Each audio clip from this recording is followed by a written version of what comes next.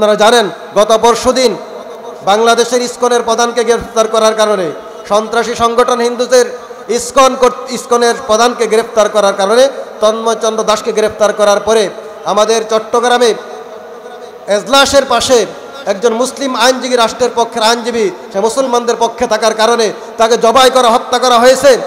এই অন্যায় হত্যার আমরা কঠোর বিদার আজকের এই তাফসীর কোরআন মাহফিল থেকে আমরা মিডিয়ার মাধ্যমে সরকার পর্যন্ত পৌঁছাইতে চাই। আমাদের দাবি হলো হিন্দু মুসলিম কোনো ভেদাভেদ নাই, তার এই দেশের মধ্যে যে কোনো ধর্মের বর্ণের মানুষ বসবাস করার সুযোগ আছে।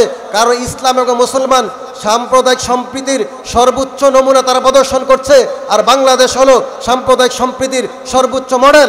এখানে কোনো দাঙ্গা হাঙ্গামা নাই। তো সাধারণ হিন্দুদের প্রতি আমাদের কোনো অভিযোগ নাই, খ্রিস্টান ইহুদিদের প্রতি আমাদের কোনো অভিযোগ নাই। কিন্তু ইসকন নামে যেই ধরনের সন্ত্রাসী সংগঠনগুলো বাংলাদেশের মধ্যে মাথাচাড়া দিয়ে উঠছে, আমাদের সার্বভৌমত্বের জন্য হুমকি হয়ে দাঁড়িয়েছে, আমাদের ইসলাম এবং মুসলমানদের জন্য হুমকি স্বরূপ দাঁড়িয়েছে, তাদেরকে রাষ্ট্রীয়ভাবে আজকের এই তাফসীর কোরআন মাহফিল থেকে নিষিদ্ধের ঘোষণা করতে চাই। আপনারা রাজি আছেন? আজকের এই মাহফিল থেকে আমরা মাননীয় স্বরাষ্ট্রমন্ত্রী, মাননীয় আইনমন্ত্রী এবং রাষ্ট্রের সর্বোচ্চ ডক্টর ইউনূস সাহেবের কাছে আমরা মিডিয়ার মাধ্যমে আমরা আবেদন জানাতে চাই, সারা বাংলাদেশের 16 কোটি মুসলমানের দাবি ইসকনকে এই দেশে রাষ্ট্রীয়ভাবে নিষিদ্ধ ঘোষণা করতে হবে, তাদের সমস্ত কার্যক্রমকে অবৈধ ঘোষণা করতে হবে এবং তাদের মন্দিরগুলো তল্লাশি করে করে মন্দিরের মধ্যে যে সমস্ত অস্ত্র তারা জমা করেছে সেইগুলোকে উদ্ধার করতে হবে। বিশেষ করে আমার ভাই অ্যাডভোকেট সাইফুল ইসলাম আলিফকে যেইভাবে তারা নির্মমভাবে গলা কেটে আদালতের পাশে হত্যা করেছে, তারা বাংলাদেশের রাষ্ট্রীয় আইনের সর্বোচ্চ তারা লঙ্ঘন করেছে, রাষ্ট্রীয় আইনের প্রতি তারা বিদ্যাঙ্গুলি প্রদর্শন করেছে। যে সমস্ত কুলাঙ্গার ইসকনের সদস্যরা এই ন্যাক্কারজনক ঘটনা ঘটিয়েছে, আমরা রাষ্ট্রীয়ভাবে তাদের সর্বোচ্চ দাবি আজকের এই তাফসীর কোরআন মাহফিল থেকে উত্থাপন করছি। সবাই রাজি আছেন তো ইনশাআল্লাহ? আমরা আল্লাহু আকবার। আজকের এই হাসরের ময়দান আপনার তো কাদার দিন না, আমি আল্লাহ আপনাকে আদাইতে চাই না। আপনি যথেষ্ট প্রশংসা করেছেন, আর প্রশংসা করতে হবে না। আমি আল্লাহ তাআলা আপনার প্রশংসায় খুশি হয়ে গেলাম। ইরফা রাকসাক, আমার বন্ধু, আপনি আর সেজদায় থাকতে হবে না, আপনি মাথা উঠান। ইশফা, আপনি আপনার গুনাহগার বান্দাদের জন্য সুপারিশ করেন। তুশাফা, আপনার সুপারিশ গ্রহণ করা হবে। বলি সুবহানাল্লাহ। এই সুপারিশ করার পরে আল্লাহ তাআলা বিচার কার্য শুরু করে দিবেন। এটা হলো রাসূলের প্রথম সুপারিশ, এটা হলো শাফাতে কুবরা, বড় সুপারিশ। এর মাধ্যমে মুসলিম নন মুসলিম সকলের মনের একটা আশা পূর্ণ হবে। রাসূল এরপরে দ্বিতীয় আরেকটা সুপারিশ করবেন এই মাকামে মাহমুদের মধ্যে গিয়ে। সেই সুপারিশটা হলো শুধু রাসূলের উম্মত মুমিনদের জন্য। আল্লাহ রসুল যখন দেখবেন তার গুনাহগার উম্মতদেরকে ফেরেশতারা জাহান্নামের শিকল বেঁধে বেঁধে জাহান্নামের দিকে নিয়ে যাচ্ছে, তখন আল্লাহ রসুল সাল্লাল্লাহু আলাইহি ওয়াসাল্লাম ওই মাকামে মাহমুদের মধ্যে গিয়ে আবার সেজদায় পড়বেন। রসুল এমন প্রশংসা করবেন, আল্লাহ প্রশংসা খুশি বলবেন, ইয়া মুহাম্মদ ইরফা রাকসা, হে মুহাম্মদ আপনি মাথা উঠান। ইশফা তুশাফা, আপনি সুপারিশ করেন, আপনার সুপারিশ কবুল হবে। এরপর আল্লাহ রসুল আল্লাহ তাআলা বলবেন, আমি আপনাকে ক্ষমতা দিলাম, আপনার যেই যে উম্মতদেরকে আপনি জান্নাতে নিতে চান আপনি বাছাই করে করে তাদেরকে জান্নাতে নিয়ে যান। সুবহানাল্লাহ। তাহলে তাহাজ্জুদের আমলের বরকতে আল্লাহ বলেন, হে রসুল আমি আপনাকে মাকামে মাহমুদ দান করবো। তাহলে কত গুরুত্বপূর্ণ আমল! আল্লাহ রসুল সাল্লাল্লাহু আলাইহি ওয়াসাল্লাম এই আমলটা এত গুরুত্বের সাথে করতেন। আম্মা জান আয়েশা সিদ্দিকা রাদিয়াল্লাহু তাআলা আনহা বলেন, আমার হাবিব প্যারা নবী সাল্লাল্লাহু আলাইহি সাল্লাম এত লম্বা রাকাতে নামাজ আদায় করতেন। তাহাজ্জুদ নামাজ আদায় করার কারণে রাসূলের পা মুবারক ফুলে যাইত, রাসূলের পায়ের মধ্যে পানি চলে আসতো।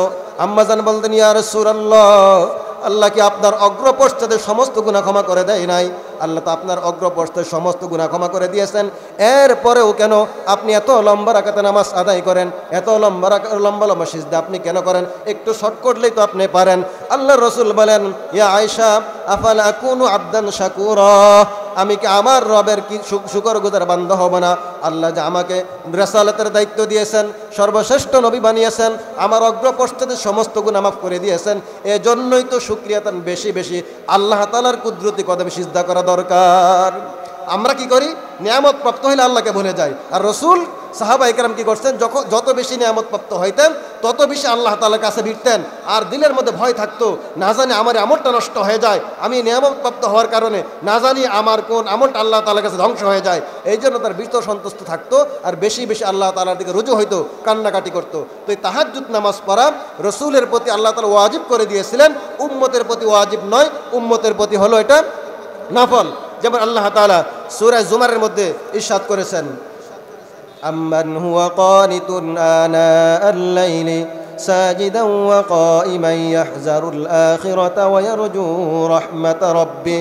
আল্লাহ তাআলা বলেন, হে রাসূল, আপনি আপনার উম্মতদেরকে জানাই দিন, আপনার উম্মতের মধ্যে ওই সমস্ত লোক যারা তাদের রবকে ভয় করে, আখিরাতের ভয়ে, আল্লাহ তাআলার রহমত পাওয়ার প্রত্যাশায় রাত্রিতে তাহাজ্জুদের নামাজের জন্য দাঁড়িয়ে যায়, তারা কি ওই ব্যক্তির সমান হতে পারে যারা তাহাজ্জুদ নামাজের জন্য আমি রবের সামনে দাঁড়ায় না? এর মানে বোঝা গেল যারা রাত্রিতে তাহাজ্জুদ। এরপরে আরেক হাদিসের মধ্যে আসছে, আন আবি উমামাহ আল বাহিলি রাদিয়াল্লাহু তাআলা আনহু আন রাসূলিল্লাহি সাল্লাল্লাহু আলাইহি ওয়াসাল্লাম قال আলাইকুম বিকিয়ামিল লাইল।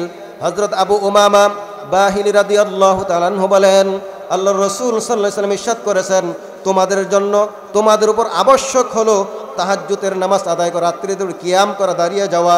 ফাইন্নাহু দাবাস সালিহিনা ক্বাবলাকুম, কারণ এটা তোমাদের পূর্ববর্তী সমস্ত নেককার লোকদের আমল।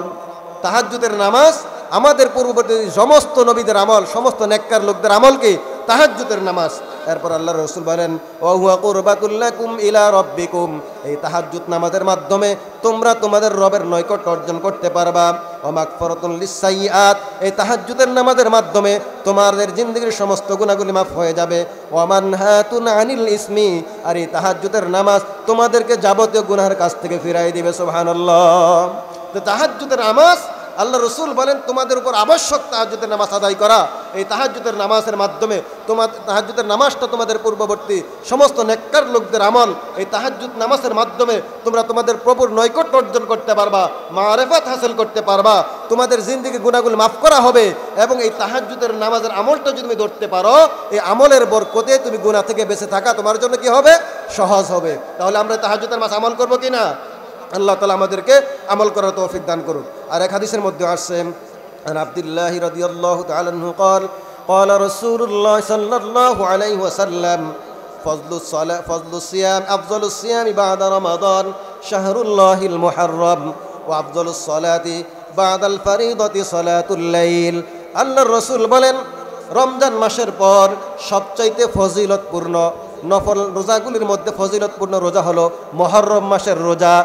আর নফল নামাজের মধ্যে ফরজ নামাজের পর সবচাইতে ফজিলতপূর্ণ মর্যাদাপূর্ণ নফল নামাজ হলো তাহাজ্জুদের নামাজ।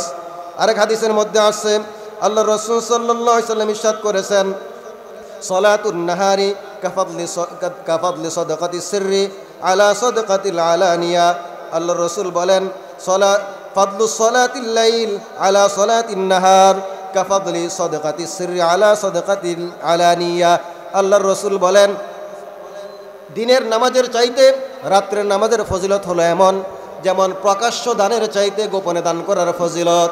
হাদিসের মধ্যে আসছে, আম্মা জান আয়েশা বলেন, প্রকাশ্য দান করার চাইতে গোপনে যদি কোনো বান্দা দান করে, তাহলে গোপনের দান প্রকাশ্য দানের চাইতে 70 গুণ বেশি ফজিলত রাখে। আপনি প্রকাশ্য দান করে যে পরিমাণ সওয়াব পাবেন, গোপনে দান করলে আল্লাহ তাআলা এই সওয়াবটাকে 70 গুণ বাড়ায় দিবেন। তো আল্লাহর রাসূল বলেন, প্রকাশ্য দানের উপর গোপন দান যেমন 70 গুণ বেশি ফজিলত রাখে, দিনের নামাজের উপর রাত্রের নফল নামাজ এই পরিমাণ 70 গুণ বেশি ফজিলত রাখে। সুবহানাল্লাহ। আর হাদিসের মধ্যে আসছে, আল্লাহ তাআলা কিয়ামতের মাঠে 7 শ্রেণীর লোককে তার আরশে আজিম নিচে বসার ব্যবস্থা করে দিবেন। ওই 7 শ্রেণীর লোকের মধ্যে এক শ্রেণীর লোক হলো এমন, যেই লোকগুলো এমন গোপনে দান করে, তার ডান হাত কি দান করলো, বাম হাত খবর রাখে না। উদ্দেশ্য হলো সে আল্লাহ তাআলার সন্তুষ্টির জন্য, লোক দেখানোর জন্য নয়, এমন গোপনে দান করে যেন মানুষ বুঝতে না পারে, জানতে না পারে, অত্যন্ত গোপনে দান করে। তো যারা এমন গোপনে দান করে, আল্লাহ তাআলা তাদেরকে কোথায় বসার ব্যবস্থা করবেন? কিয়ামতের মাঠে আরশে আজিমের নিচে বসার ব্যবস্থা করবেন। তাহলে গোপন দানের এত ফজিলত, আল্লাহর রাসূল বলেন, গোপন দানের যেমন প্রকাশ্য দানের উপর ফজিলত, দিনের নামাজের উপর রাত্রের নফল নামাজের এমন ফজিলত। এখন এই তাহাজ্জুদের নামাজ হাদিসের মধ্যে আসছে, আপনি যদি অনেক সময় বার্ধক্যজনিত কারণে, অসুস্থতার কারণে কোনো ব্যক্তি ভোর রাতে উঠতে নাও পারে, তো কিছু কিছু সুযোগ এমন আছে যে সুযোগগুলো আমরা গ্রহণ করলে প্রত্যেক দিন আমরা তাহাজ্জুদের সময় উঠতে না পারলেও আপনার আমল নামায় তাহাজ্জুদের সওয়াব লেখা হয়ে যাবে। এই গুণগুলো অর্জন করা দরকার আছে কিনা? এর মধ্যে একটা গুণ হাদিস শরীফের মধ্যে আসছে, সূরাতুল বাকারার শেষ 2 আয়াত, সূরা বাকারার শেষ 2 আয়াত, আমানার রাসূলু বিমা উনজিলা ইলাইহি মির রাব্বিহি ওয়াল মুমিনুন কুল্লুন আমানা বিল্লাহি ওয়া মালাইকাতিহি ওয়া কুতুবিহি ওয়া রুসুলিহি লা নুফাররিকু বাইনা আহাদিম মির রুসুলিহি ওয়া ক্বালু সামি'না ওয়া আতা'না গুফরানাকা রাব্বানা ওয়া ইলাইকাল মাসির لا يكلف الله نفسا إلا وسعها لها ما كسبت وعليها ما اكتسبت ربنا لا تؤاخذنا إن نسينا أو أخطأنا ربنا ولا تحمل علينا إصرا كما حملته على الذين من قبلنا ربنا ولا تحملنا ما لا طاقة لنا به واعف عنا واغفر لنا وارحمنا أنت مولانا فانصرنا على القوم الكافرين আল্লাহ রাসূল বলেন, রাসূলের সাহাবীরা বলেন, যদি কোনো ব্যক্তি ইশার নামাজের পরে ঘুমের আগে সূরা বাকারার শেষ 2 আয়াত আমল করতে পারে, ওই ব্যক্তির জন্য এই 2 আয়াত যথেষ্ট হয়ে যাবে। মুফাসসিরিনে কেরাম যথেষ্ট হয়ে যাওয়ার 2টা ব্যাখ্যা করেছেন।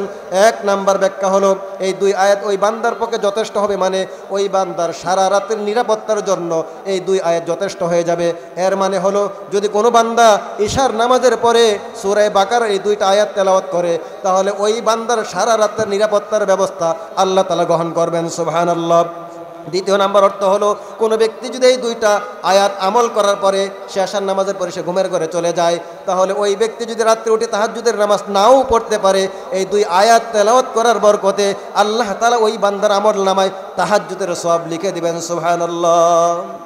আরেক riwayতের মধ্যে আসছে আল্লাহর হাবিব সাল্লাল্লাহু আলাইহি সাল্লামের প্রিয় সাহাবী হযরত উসমান ইবনে আফফান রাদিয়াল্লাহু তাআলা থেকে বর্ণিত হাদিস, আন উসমান ইবনে আফফান রাদিয়াল্লাহু তাআলা আনহু قال سمعت رسول الله صلى الله عليه وسلم يقول হযরত উসমান ইবনে আফফান রাদিয়াল্লাহু তাআলা বলেন, আমি আমার রাসূলকে এই বক্তব্য দিতে শুনেছি। তিনি বলেছেন, মান সাল্লাল ইশা ফি জামাআতিন ফাকাআন্নামা কামা নিসফাল লাইল, যে ব্যক্তি ইশার নামাজ জামাতের সহিত আদায় করে সে ব্যক্তি অর্ধরাত্রি দাঁড়িয়ে তাহাজ্জুদ নামাজ পড়ার সওয়াব পেয়ে যাবে। ওয়ামান সাল্লাল ফাজর ফি জামাআতিন ফাকাআন্নামা সাল্লাল লাইলা কুল্লাহু, আর যে ব্যক্তি ফজরের 2 রাকাত ফরজ নামাজ জামাতের সহিত আদায় করবে সে বাকি অর্ধরাত্রি দাঁড়াইয়া তাহাজ্জুদের নামাজ পড়ার সওয়াব পেয়ে যাবে। এর মানে হলো যদি কোনো ব্যক্তি এশার নামাজ জামাতের সহিত আদায় করে আবার ফজরের নামাজ জামাতের সহিত আদায় করে, ওই ব্যক্তি সারা রাত্রি নফলবন্দি করার সওয়াব পেয়ে যাবে। আর ওই সারা রাত্রি নফলবন্দিটা হলো তাহাজ্জুদের নামাজের সওয়াব। তাহলে আমরা এশার নামাজ যদি জামাতের সহিত আদায় করতে পারি, ফজরের নামাজ জামাতের সহিত আদায় করতে পারি, তাহলেও তাহাজ্জুদের সওয়াব আমার আপনার আমল নামায় মিলে যাবে। আরেক riwayতের মধ্যে আসছে হযরত আব্দুল্লাহ ইবনে আব্বাস রাদিয়াল্লাহু তাআলা আনহু বলেন, যদি কোনো ব্যক্তি ইশার নামাজের পরে অথবা আগে, এশার নামাজের পর বিতিরের পরে অথবা আগে তাহাজ্জুদের নিয়তে 2 রাকাত 4 রাকাত এরকম কয়েক রাকাত নফল নামাজ আদায় করে নাই, তাহলে ওই ব্যক্তির আমল নামায়ও আল্লাহ তাআলা তাহাজ্জুদের আমলের সওয়াব লিখে দিবেন। তাহাজ্জুদের আমলের সওয়াব লিখে দিবেন। এক riwayতের মধ্যে আসছে, সহিহ ইবনে খুজাইমার মধ্যে আসছে, আল্লাহর রাসূল সাল্লাল্লাহু আলাইহি ওয়াসাল্লাম ইরশাদ করেছেন, মান কামা বিআশরি আয়াতিন, যে ব্যক্তি তাহাজ্জুদের নামাজের মধ্যে দাঁড়াইয়া কোরআনুল কারীম থেকে 10টা আয়াত কারীমা তেলাওয়াত করবে, লাম ইউকতাব মিনাল গাফিলিন, ওই ব্যক্তিকে ওই রাত্রির মধ্যে গাফেলদের মধ্যে গণ্য করা হবে না। ওয়ামান করা বিআয়াতি আয়াতিন, আর যে ব্যক্তি তাহাজ্জুদের নামাজের মধ্যে দাঁড়াইয়া 100 আয়াত কোরআনুল কারীম থেকে তেলাওয়াত করবে, কুতিবা মিনাল কানিতিন, ওই ব্যক্তিকে নেককার লোকদের তালিকাভুক্ত করা হবে। ওয়ামান করা বিআলফি আয়াতিন, যে ব্যক্তি তাহাজ্জুদের নামাজের মধ্যে 1000 কোরআনুল কারীম থেকে আয়াত তেলাওয়াত করবে, কুতিবা মিনাল মুকান্তরিন, ওই ব্যক্তির আমল নামায় 1 কিন্তার পরিমাণ সওয়াব লিখে দেওয়া হবে। ভিন্ন হাদিসের মধ্যে কিন্তার কি জিনিসের ব্যাখ্যা আসছে। 1 কিন্তার বলা হয় 10,000 উকিয়াতে একদিন 1 কিন্তার হয়, 10,000 উকিয়াতে 1 কিন্তার হয়। এখন 1 উকিয়ার পরিমাণ কত? আল্লাহ রসুল বলেন, আসমান এবং জমিনের মাঝখানে যে ফাঁকা জায়গাটা, ওই ফাঁকা জায়গাটা নেক দিয়ে পরিপূর্ণ করলে যেই পরিমাণ সওয়াব হবে ওই পরিমাণ হলো 1 উকিয়া। আর কোনো ব্যক্তি যদি তাহাজ্জুদের নামাজের মধ্যে 1000 কোরআনুল কারীম আয়াত তেলাওয়াত করতে পারে, আল্লাহ রসুল বলেন আসমান এবং জমিনের মাঝখানের খালি জায়গাটা নেক দিয়ে ভরলে হয় 1 উকিয়া, এমন 10,000 উকিয়া নেক আল্লাহ তাআলা ওই ব্যক্তির 1 রাত্রের তাহাজ্জুদের নামাজ আমল করার কারণে তার আমল নামার মধ্যে লিখে দেন। সুবহানাল্লাহ। তাহলে এই আমল করতে আমরা রাজি আছি কিনা? তো আল্লাহ তাআলার খাঁটি বান্দা মুমিন বান্দাদের 4 নাম্বার গুণ হলো তারা হলো তাহাজ্জুদ গুজার। তারা রাত্রিতে সারা রাত্র ঘুমায় না, তারা তাহাজ্জুদের নামাজের মধ্যে তারা রাত্রি যাপন করে। এরপরে আল্লাহ রাব্বুল আলামিন 5 নম্বর গুণ তার খাঁটি বান্দাদের আলোচনা করতে গিয়ে তিনি বলেছেন যে আল্লাহ তাআলা খাঁটি বান্দারা তাহাজ্জুদের নামাজ পড়ছে, কোরআন তেলাওয়াত করছে, জিকির আজকার করার পরে নিশ্চিন্ত হয়ে তারা বসে থাকে না, আমার আমলটা কবুল হয়েছে কিনা, কোনো কারণে আমার আমলটা ধ্বংস হয়ে যায় কিনা। এই কারণে তারা আল্লাহ তাআলার দরবারে শেষ রাতে তারা কান্নাকাটিতে তারা কাটায় দেয়। বিশেষ করে তারা জাহান্নামের আগুন থেকে তারা আল্লাহ তাআলার কাছে জাহান্নামের আগুন থেকে তারা বাঁচার জন্য আল্লাহ তাআলার কাছে দোয়া করে।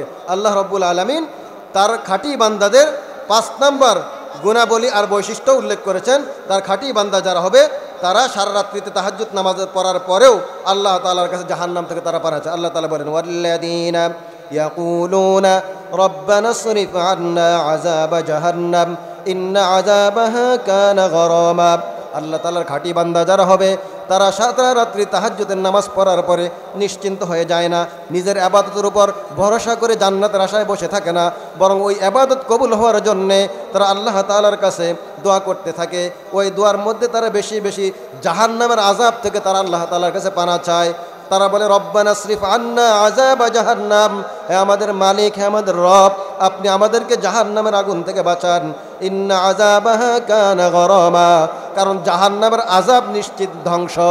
যে ব্যক্তিকে জাহান্নামের আযাব পেয়ে বসবে তার জন্য ধ্বংস অনিবার্য হয়ে যাবে। ইন্নাহা সাআত মুস্তাকাররান ওয়া মুকামা। আল্লাহ তাআলার পরে বলেন ওই মুমিন বান্দারা জাহান্নামের আযাব থেকে পানা চায় কেন? কারণ জাহান্নামের বাসস্থান হিসেবে, বসবাসের জায়গা হিসেবে অত্যন্ত নিকৃষ্ট একটা জায়গা। এজন্য আল্লাহর খাঁটি বান্দারা আল্লাহ তাআলার কাছে মোনাজাতের মধ্যে কি করে? জাহান্নামের আযাব থেকে আল্লাহ তাআলার কাছে কি চায়? পানাহ চায়।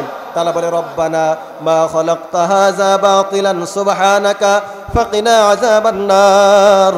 আয় আল্লাহ, এই আকাশ এই জমিন আপনি অনর্থক সৃষ্টি করেন নাই, আপনি হলেন পৌত পবিত্র, সুতরাং আপনি আমাদেরকে জাহান্নামের আযাব থেকে রক্ষা করেন।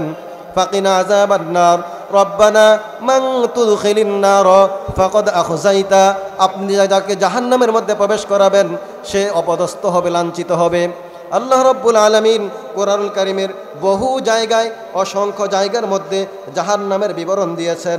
যেমন আল্লাহ রাব্বুল আলামিন সূরা মুমিনুনের মধ্যে জাহান্নামীদের অবস্থা বর্ণনা করতে আল্লাহ তাআলা বলেন ফাইদা নুফিখা ফিস-সূর, যখন সিংহার মধ্যে কিয়ামতের জন্য ফুৎকার দেওয়া হবে, ফালা আনসাবা বাইনাহুম ইয়াউমাইযিন ওয়ালা ইয়াতাসাআলুন। কিয়ামতের সিংহায় যখন ফুৎকার দেওয়া হবে, যখন কিয়ামত সংগঠিত হয়ে যাবে, তখন মানুষের মধ্যে আর বংশের কোনো সম্পর্ক থাকবে না। মানুষের মধ্যে থেকে একজনের সাথে আরেকজনের বংশীয় সম্পর্ক বিচ্ছিন্ন হয়ে যাবে। ওয়ালা ইয়াতাসাআলুন, ওই কঠিন মুহূর্তে কোনো ব্যক্তি কোনো ব্যক্তিকে জিজ্ঞেস করবে না, ভাই তুমি কেমন আছো? কেউ কারো খবর নিবে না। আল্লাহ তাআলা বলেন ইয়াউমা ইয়াফিরুল মারউ মিন আখি ওয়া উম্মিহি ওয়া আবিহি ওয়া সাহিবাতিহি ওয়া বানি লিকুল্লি ইমরিইম মিনহুম ইয়াউমাইযিন শা'নুন ইউগনি। ভাই তার ভাই থেকে পলায়ন করবে, স্ত্রী স্বামী থেকে পলায়ন করবে, স্বামী স্ত্রী থেকে পলায়ন করবে, বন্ধু বন্ধুর থেকে পলায়ন করবে। কেউ কারো পরিচয় দিবে না, কেউ কারো খোঁজখবর নিবে না, কেউ কারো ভালো মন্দ অবস্থা সম্পর্কে জিজ্ঞেস করবে না। এরপর আল্লাহ তাআলা বলেন ফামান সাকুলাত মাওয়াজিনুহু ফাউলাইকা হুমুল মুফলিহুন, যার আমলনামা ওই দিন ভারী হয়ে যাবে সে সফল কাম হয়ে যাবে।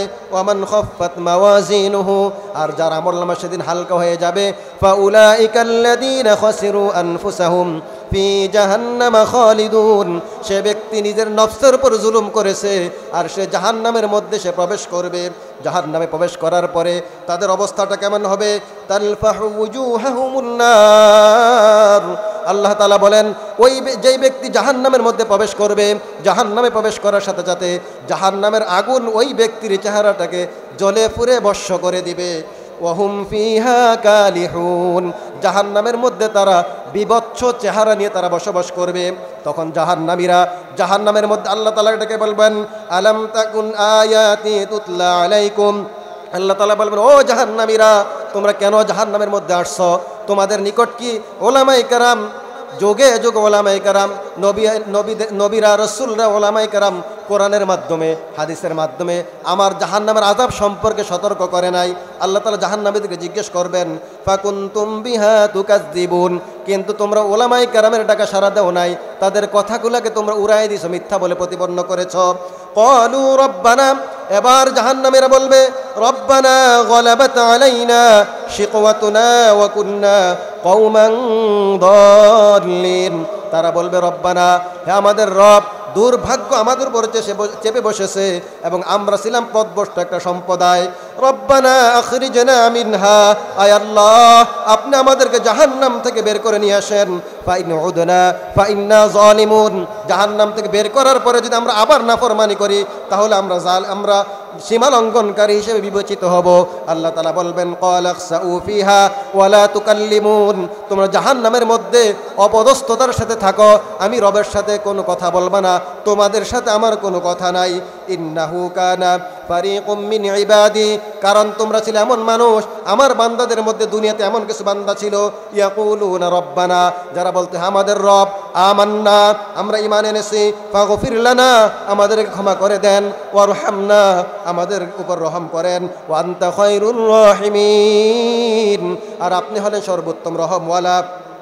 আমার এই নেককার বান্দারা যখন এইভাবে দোয়া করতো, কান্নাকাটি করতো, ফাত্তাখাযতুমুম সিখরিয়ান, তখন আমার ওই বান্দাদেরকে তোমরা নিয়ে হাসি ঠাট্টা করতে, হাত্তা আনসাউকুম যিকরি, এবং ভাবে তোমরা হাসি ঠাট্টা করতে করতে তোমরা আমি আল্লাহর স্মরণকে ভুলে গিয়েছিলে। ওয়া কুনতুম মিনহুম তাদহাকুন, তোমরা আমার ওই নেককার বান্দাদেরকে নিয়ে দুনিয়াতে হাসি তামাশা করতে। ইন্নী জাযাইতুহুমুল ইয়াওমা বিমা সাবারু আন্নাহুম হুমুল ফাইজুন, সুতরাং আজকে আমার নেককার বান্দাদেরকে আমি তাদের সবরের বিনিময়ে আমি আল্লাহ রব্বুল আলামিন তাদেরকে পরিপূর্ণ পুরস্কার দান করব। এইভাবে আল্লাহ রব্বুল আলামিন জাহান্নামীদেরকে আযাবের কথা বর্ণনা করতে গিয়ে সূরা আরাফের এক জায়গায় বলতেছেন, ক্বালা দুখুলু ফি উমামিন কদ খালাত মিন ক্বাবলিকুম মিনাল জিন্নি ওয়াল ইনসি ফিন্নার। হে রাসূল, আল্লাহ তাআলা বলেন, আমি আল্লাহ তাআলা যখন জাহান্নামীদেরকে বলবো উদখুলু ফি উমামিন, যখন এক এক গোত্রকে এক এক জাতিকে বলবো তোমরা জাহান্নামের মধ্যে প্রবেশ করো, কদ খালাত মিন ক্বাবলিকুম, তোমাদের মিনাল জিন্নি ওয়াল ইনসি ফিন্নার, তোমাদের পূর্ববর্তী জিন এবং মানবের দল যেভাবে জাহান্নামের মধ্যে প্রবেশ করেছে তোমরা সেইভাবে জাহান্নামের মধ্যে প্রবেশ করো। কুল্লামা দাখলাত উম্মাতুল লানাত উখতাহা, যখন একদল প্রবেশ করবে তারা পূর্ববর্তী দলকে লানত করবে, হিসাব দিবে। হাত্তা ইদাদ্দারাকু ফিহা জামিয়া, এমনকি সমস্ত দল প্রবেশ করতে করতে যখন জাহান্নামটা পরিপূর্ণ হয়ে যাবে, ক্বালাত উখরাহুম লিউলাহুম, প্রত্যেক পূর্ববর্তী দলকে বলবে, রব্বানা হাউলাই লাদাল্লুন, আয় আল্লাহ, এই দলটার কারণেই তো আমরা গোমরা হয়েছি, আমরা জাহান্নামের মধ্যে আসছি। ফাআতিহিম আযাবান দিফান মিনান নার, সুতরাং আপনি তাদেরকে দ্বিগুণ শাস্তি প্রদান করুন। ক্বালা লিকুল্লি দিফু ওয়ালাকিন লা তা'লামুন, আল্লাহ বলেন প্রত্যেকের জন্যই দ্বিগুণ শাস্তি, কিন্তু তোমরা যা জানো না। ফাকাজ্জাবুহু ফাযুকুল আযাবা বিমা কুনতুম তাকসিবুন, দুনিয়ার জীবনে যত গুনাহ করেছো ওই গুনাহের কারণে আজকে শাস্তি আস্বাদন করো। ইন্নাল্লাযীনা কাযযাবু বিআয়াতিনা, যারা আমার আয়াতকে অস্বীকার করে, ওয়াস্তাকবারু আনহা, অহংকার প্রদর্শন করে, লা তুফাত্তাহু লাহুম আবওয়াবুস সামা, তাদের জন্য আকাশের দরজা খোলা হবে না, এর মানে তাদের কোনো দোয়া এবং ইবাদত কবুল হবে না। ওয়ালা ইয়াদখুলুনাল জান্নাহ, তারা জান্নাতেও প্রবেশ করতে পারবে না। হাত্তা ইয়ালিজাল জামালু ফি সাম্মিল খিয়াত, যতক্ষণ পর্যন্ত না সুয়ের ছিদ্র দিয়ে ওট প্রবেশ করতে পারে। সুয়ের ছিদ্র দিয়ে যেমন ওট প্রবেশ করা সম্ভবপর নয়, এই লোকগুলো জাহান্নাম থেকে বের হয়ে জান্নাতে যাওয়া সম্ভবপর নয়। নাউজুবিল্লাহ। এভাবে আল্লাহ তাআলা জাহান্নামীদের ভয়াবহ অবস্থা বর্ণনা করতে গিয়ে বলেন, হাল আতাকা হাদিসুল গাশিয়া, হে রাসূল, আপনার কাছে কি কিয়ামতের সংবাদ পৌঁছেছে? ওয়াজুহু ইয়াউমাইদিন খাশিয়া, সেদিন অনেক চেহারা অবনত হবে। আমিলাতুন নাসিবা, তারা ক্লান্ত থাকবে, ক্লিষ্ট থাকবে। আমিলাতুন নাসিবা তাসলা নারান হামিয়া, তাদেরকে উত্তপ্ত পানির মধ্যে নিক্ষেপ করা হবে, প্রবেশ করানো হবে। তাসলা নারান হামিয়া তুসকা মিন আইনিন আনিয়া, তাদেরকে ফুটন্ত টকবগে গরম পানিগুলি তাদেরকে পান করানো হবে। লা ইউসমিনু ওয়ালা ইউগনি মিন জু, যেই পানি যেই খাবারগুলো গ্রহণ করার পরে ওই খাবার তাদের দেহের মধ্যে কোনো শক্তি যোগাবে না, তাদের ক্ষুধাও নিবারণ করবে না। এভাবে আল্লাহ রব্বুল আলামিন জাহান্নামের আযাবের বর্ণনা দিতে গিয়ে সূরা দুখানের মধ্যে আল্লাহ রব্বুল আলামিন জাহান্নামীদের অবস্থা বর্ণনা করতে গিয়ে বলেন, ইন্না শাজারাতাজ যাক্কুম, জাহান্নামীদের খাবার হবে যাক্কুম। যাক্কুম হলো কাঁটাযুক্ত খাবার। আমরা উপর থেকে গোস্তগুলো সরাই ফেললে আমরা ভিতরে যে অবস্থা, এই ধরনের কাঁটাযুক্ত খাবারটা হলে জাহান্নামীদের খাবার, একটা খাবার। তো আল্লাহ বলে ইন্না শাজারাতাজ যাক্কুম, জাহান্নামীদের খাবার হলো যাক্কুম খাবার। তুআমুল আসিম, এটা হলো গুনাহগারদের খাবার। কাল মুহলি, গলিত তামার ন্যায়। ইয়াগলি ফিল বুতুন, এই খাবারটা গ্রহণ করার পরে তাদের পেটের ভিতরে এই খাবারটা ফুটন্ত গরম পানিতে টকবক করতে থাকবে। কাগলিল হামিম, ফুটন্ত গরম পানি যেমন পাতিলের মধ্যে টকবক করতে থাকবে, এই খাবারটা গ্রহণ করার পরে তাদের উদরের মধ্যে এইভাবে টকবক করতে থাকবে। আল্লাহ তাআলা ফেরেশতাদেরকে বলবেন, খুজুহু, এই লোককে ধরো, ফাতিলুহু ইলা সাওয়াইল জাহিম, তাকে জাহান্নামের মাঝখানে হেসরিয়ে হেসরিয়ে নিক্ষেপ করো। সুম্মা সুব্বু ফাওকা রাসিহি মিন আযাবিল হামিম, অতঃপর তার মাথার উপরে জাহান্নামের আযাবকে তুমি ঢেলে দাও। এরপর আল্লাহ তাআলা বলবেন, যুক ইন্নাকা আনতাল আজিজুল কারীম, তুমি জাহান্নামের শাস্তি আস্বাদন করো, কারণ তুমি তো দুনিয়াতে অত্যন্ত বড় বাহাদুর ছিলাম, ক্ষমতার বড়াই, অর্থের বড়াই তুমি গুনাহ করে বেড়াইছো, আজকে জাহান্নামের শাস্তি আস্বাদন করো। হাদিসের মধ্যে আসছে, জাহান্নামের মধ্যে জাহান্নামীরা যাওয়ার পরে আল্লাহ রব্বুল আলামিনের কাছে জাহান্নামীর 1000 বছর পর্যন্ত খাবারের জন্য তারা চিৎকার করবে, পানির জন্য চিৎকার করবে। 1000 বছর পর্যন্ত চিৎকার করার পরে আল্লাহ তাআলা তাদেরকে খাবার দিবেন, যাক্কুম খাবার। এই খাবারটা খাওয়ার পরে গলার মধ্যে আটকে যাবে, নিচেও যাবে না, উপরেও বের হয়ে আসবে না। আবার 1000 পর্যন্ত পানি বলে চিৎকার করবে। তখন জাহান্নামের গলিত রক্ত পুষ ওই জাহান্নামীদেরকে খাওয়ানো হবে। খাওয়ার সাথে সাথে তাদের ভিতরের যত নারী বুড়ি আছে সবগুলো গলে পাইপথ দিয়ে বাইরে বের হয়ে যাবে, নাউজুবিল্লাহ। এইভাবে তারা শাস্তি ভোগ করবে। আল্লাহ তাআলা বলেন, কুল্লামা নাদিজাত জুলুদুহুম বাদদাল্লাহুম জুলুদান গায়রাহা লিয়াযুকুল আযাব, জাহান্নামের মধ্যে আগুনের শাস্তি এমনভাবে ভোগ করবে, যা একবার চামড়া যখন জ্বলে পুড়ে ভস্ম হয়ে যাবে, জলে চামড়া যখন শরীর থেকে খসে পড়ে যাবে, আল্লাহ তাআলা বলেন অটোমেটিকলি ওই চামড়াটা আবার গজায় যাবে, আবার খসে যাবে, আবার গজায় যাবে। এইভাবে বারবার শাস্তি দেওয়ার জন্য আল্লাহ তাআলা জাহান্নামীদেরকে ব্যবস্থা করবেন। তো লম্বা কোরআনুল কারীমের মধ্যে আল্লাহ রাব্বুল আলামিন অনেক লম্বা আলোচনা করেছেন জাহান্নামের শাস্তি সম্পর্কে। তো সময় স্বল্পতার কারণে আমি আর সেদিকে আগাচ্ছি না। তো খাঁটি মোমেন, খাঁটি বান্দা, আল্লাহ তাআলা খাঁটি ইমানদার বান্দা যারা হবে, তাদের 5 নম্বর গুণ হলো তারা জাহান্নাম থেকে মুক্তি চায়। 6 নম্বর গুণ হলো তারা যখন দান করে, ওয়াল্লাযীনা ইযা আনফাকু লাম ইউসরিফু, তারা যখন দান করে, দান করতে গিয়ে তারা অপব্যয় করে, ইসরাফ করে না। ওয়ালাম ইয়াকতুরু, তারা কৃপণতাও করে না। ওয়া কানা বাইনা যালিকা কওয়ামা, দুইটার মাঝামাঝি অবস্থানে থেকে আল্লাহর প্রিয় বান্দারা দান করতে থাকে। একটা হলো ইসরাফ আর একটা হলো তাসরিফ। ইসরাফ হলো প্রয়োজন অতিরিক্ত খরচ করা, এটাও গুনাহ। আর একটা হলো ইকতার, তাবজির, সেটা হলো প্রয়োজন নাই তার গুনাহের কাজে খরচ করে, এটা হলো তাবজির, এটা সর্বাবস্থায় হারাম। তো ইসরাফ করাও অপছন্দনীয় গুনাহের কাজ, আর গুনাহের কাজে খরচ করা সেটা আরও মারাত্মক গুনাহের কাজ। তো আল্লাহ তাআলার খাঁটি বান্দা যারা হবে, ইমানদার বান্দা যারা হবে, তারা ব্যয় করার ক্ষেত্রে অত্যন্ত সতর্কতার সাথে ব্যয় করে, অপব্যয় করে না, ইসরাফ করে না, তাসরিফ করে না। কারণ হলো আল্লাহ তাআলা বলেন, ইন্নাল্লাহা লা ইউহিব্বুল মুসরিফিন, আল্লাহ তাআলা কোনো অপব্যয়কারীকে ভালোবাসেন না, পছন্দ করেন না। এরপর আল্লাহ তাআলা সূরা বনী ইসরাঈলের মধ্যে বলতেছেন, কুল্লু যালিকা কানা সাইয়ুহু ইনদা রাব্বিকা মাকরুহা কানা যালিকা কুল্লামা যালিকা মিম্মা আওহা ইলাইকা রাব্বুকা মিনাল হিকমা ওয়ালা তাজআল মা'আল্লাহি ইলাহান আখারা ফাতুলকা ফি জাহান্নামা মালুমান মাদহুরা। আল্লাহ তাআলা বলেন, ওয়াতিজাল কুরবা হাক্কাহু, তোমরা তোমাদের নিকট আত্মীয়ের হক আদায় করে দাও। ওয়াল মিসকিন, গরিব মিসকিনকে তার প্রাপ্য অধিকার দিয়ে দাও। ওয়াবনাস সাবিল, মুসাফিরকে তাদের হক দিয়ে দাও। ওয়ালা তুবাজ্জির তাবযীরা, তোমরা অপচয় করো না। ইন্নাল মুবাজ্জিরিনা কানু ইখওয়ানাশ শায়াতিন, যারা অপচয় করে তারা হলো শয়তানদের ভাই। ওয়া কানাশ শাইতানু লিরাব্বিহি কাফুরা, আর শয়তান হলো তার রবের বড় নাফরমান। এরপর আল্লাহ তাআলা বলতেছেন, ওয়ালা তাজআল ইয়াদাকা মাগলুলাতান ইলা উনুকিকা ওয়ালা ওয়ালা তাবসুতহা কুল্লাল বাসতি ফাতাকুদা মালুমান মাহসুরা। দান করতে গিয়ে তোমরা একেবারে এমন কার্পণ্যতা করবা না যে তোমরা দুই হাতকে কাঁধের সাথে বেঁধে রেখেছো। আবার দান করতে গিয়ে এমন মুক্ত হস্তে দান করবা না যে ফলশ্রুতিতে তুমি নিজেই ভিক্ষুক হয়ে যাও, আবার ফলশ্রুতিতে তুমি নিজেকে তিরস্কার করতে হয়। তো দান করতে গিয়ে মধ্যপন্থা অবলম্বন করা, গুনাহের কাজে ব্যয় না করা, প্রয়োজন অতিরিক্ত খরচ না করা, মধ্যপন্থায় অবলম্বন করা, দান করা, এটা হলো আল্লাহ তাআলার খাঁটি বান্দাদের 6 নম্বর গুণ। 7 নম্বর গুণ হলো শিরিক মুক্ত জীবন যাপন করা। আল্লাহ তাআলা বলেন ওয়াল্লাযীনা লা ইয়াদউনা মা'আল্লাহি ইলাহান আখারা। আল্লাহ তাআলার খাঁটি বান্দা যারা হবে তারা আল্লাহ তাআলার সাথে অন্য কাউকে শরীক করে না, আল্লাহকে বাদ দিয়ে অন্য কোনো উপাস্যকে তারা ডাকে না।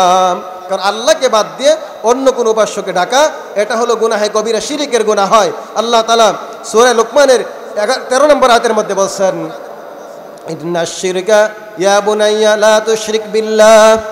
হযরত লুকমান হাকিম তার সন্তানকে বলতেছেন, হে আমার সন্তান, তুমি কোনো অবস্থাতেই আল্লাহ তাআলার সাথে শিরিক করবে না। কেন? ইন্নাশ শিরকা লাযুলমুন আযীম, কারণ শিরিক হলো সবচাইতে মারাত্মক গুনাহ। আল্লাহ তাআলা অন্য আয়াতের মধ্যে বলেছেন ইন্নাহু মাইয়ুশরিক বিল্লাহ, যারা আল্লাহ তাআলার সাথে শিরিক করবে ফাকাদ হারামাল্লাহু আলাইহিল জান্নাহ, আল্লাহ তাআলা তার উপর জান্নাতকে হারাম করে দিবেন এবং তার ঠিকানা হবে জাহান্নাম।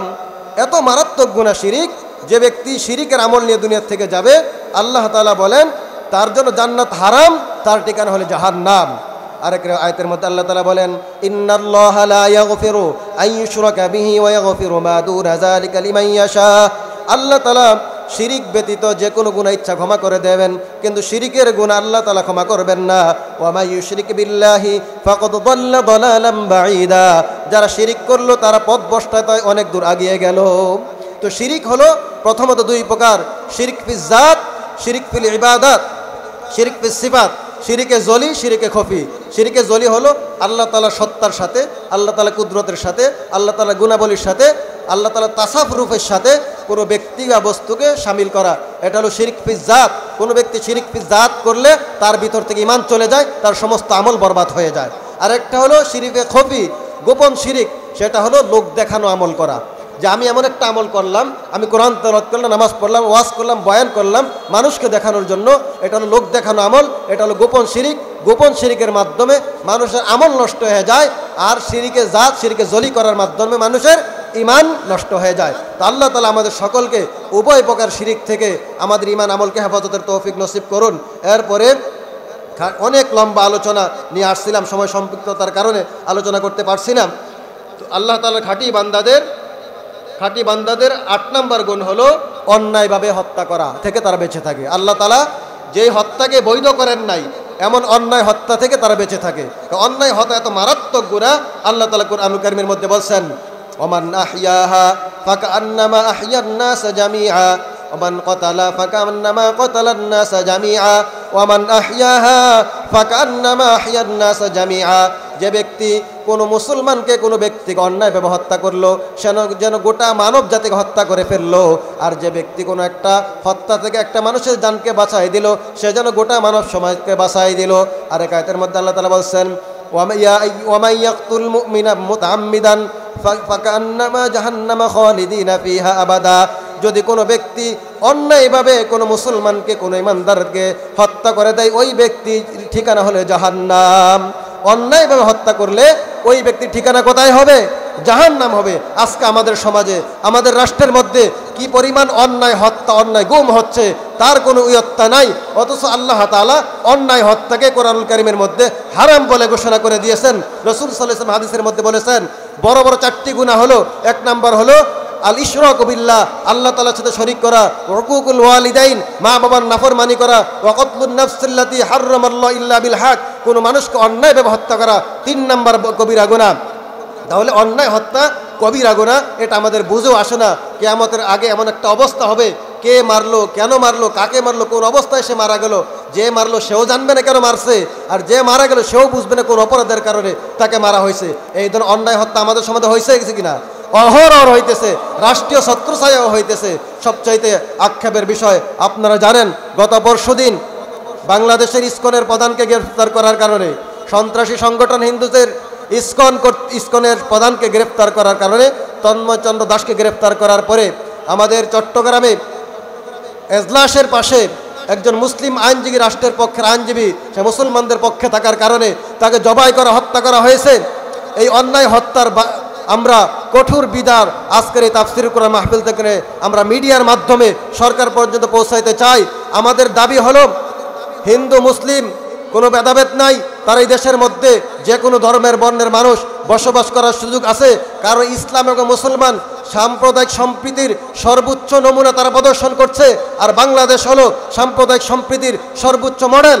এখানে কোনো দাঙ্গা হাঙ্গামা নাই। তো সাধারণ হিন্দুদের প্রতি আমাদের কোনো অভিযোগ নাই, খ্রিস্টান ইহুদিদের প্রতি আমাদের কোনো অভিযোগ নাই। কিন্তু ইসকন নামে যেই ধরনের সন্ত্রাসী সংগঠনগুলো বাংলাদেশের মধ্যে মাথাচাড়া দিয়ে উঠছে, আমাদের সার্বভৌমত্বের জন্য হুমকি হয়ে দাঁড়িয়েছে, আমাদের ইসলাম এবং মুসলমানদের জন্য হুমকি স্বরূপ দাঁড়িয়েছে, তাদেরকে রাষ্ট্রীয়ভাবে আজকের এই তাফসীর কোরআন মাহফিল থেকে নিষিদ্ধের ঘোষণা করতে চাই। আপনারা রাজি আছেন? আজকের এই মাহফিল থেকে আমরা মাননীয় স্বরাষ্ট্রমন্ত্রী, মাননীয় আইনমন্ত্রী এবং রাষ্ট্রের সর্বোচ্চ ডক্টর ইউনূস সাহেবের কাছে আমরা মিডিয়ার মাধ্যমে আমরা আবেদন জানাতে চাই, সারা বাংলাদেশের 16 কোটি মুসলমানের দাবি ইসকনকে এই দেশে রাষ্ট্রীয়ভাবে নিষিদ্ধ ঘোষণা করতে হবে, তাদের সমস্ত কার্যক্রমকে অবৈধ ঘোষণা করতে হবে এবং তাদের মন্দিরগুলো তল্লাশি করে করে মন্দিরের মধ্যে যে সমস্ত অস্ত্র তারা জমা করেছে সেইগুলোকে উদ্ধার করতে হবে। বিশেষ করে আমার ভাই অ্যাডভোকেট সাইফুল ইসলাম আলিফকে যেইভাবে তারা নির্মমভাবে গলা কেটে আদালতের পাশে হত্যা করেছে, তারা বাংলাদেশের রাষ্ট্রীয় আইনের সর্বোচ্চ তারা লঙ্ঘন করেছে, রাষ্ট্রীয় আইনের প্রতি তারা বিদ্যাঙ্গুলি প্রদর্শন করেছে। যে সমস্ত কুলাঙ্গার ইসকনের সদস্যরা এই ন্যাক্কারজনক ঘটনা ঘটিয়েছে, আমরা রাষ্ট্রীয়ভাবে তাদের সর্বোচ্চ দাবি আজকের এই তাফসীর কোরআন মাহফিল থেকে উত্থাপন করছি। সবাই রাজি আছেন তো ইনশাআল্লাহ? আমরা আল্লাহু আকবার।